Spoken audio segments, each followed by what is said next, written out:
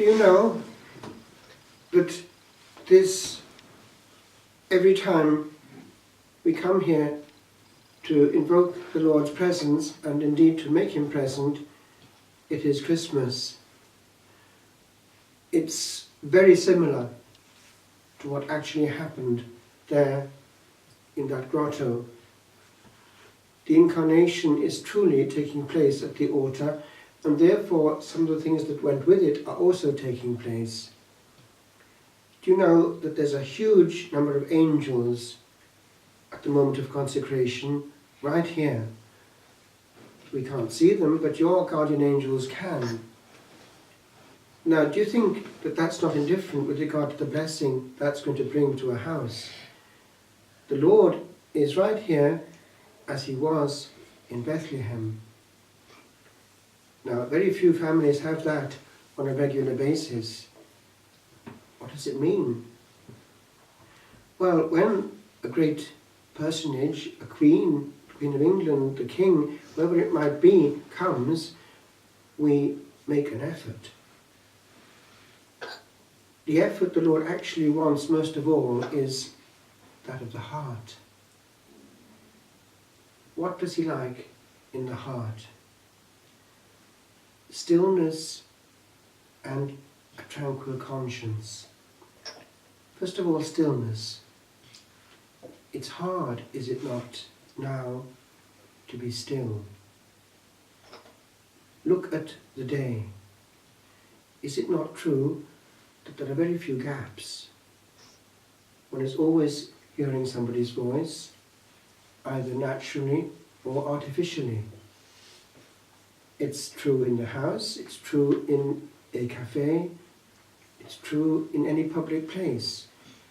One is always exposed to an absence of stillness. Many words coming at us all the time. But then we add to it. Is it not true?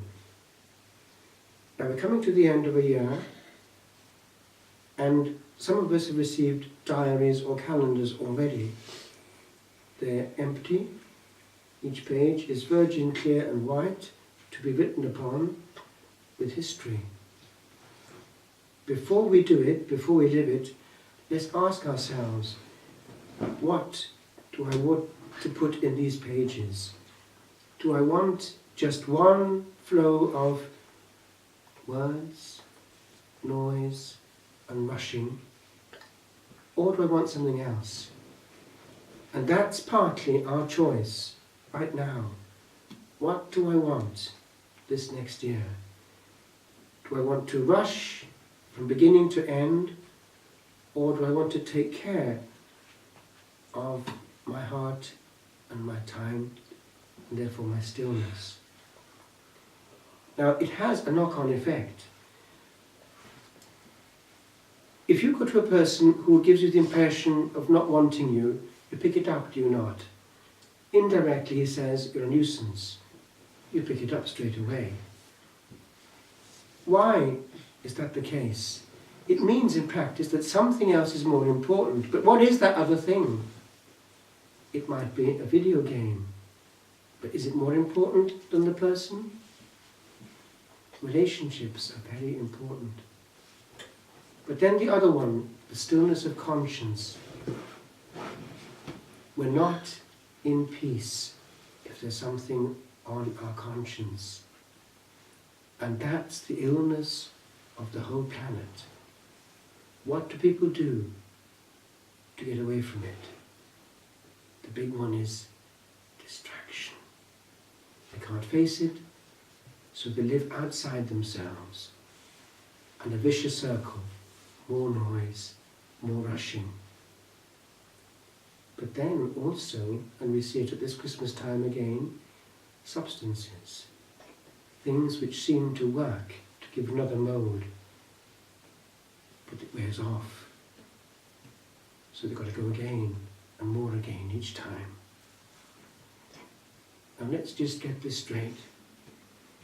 A person who is still feels the little things. And if he's able to be content with little things, is more likely to be in a spirit of peace and joy than the person who has great gifts, great thrills, but has to have more.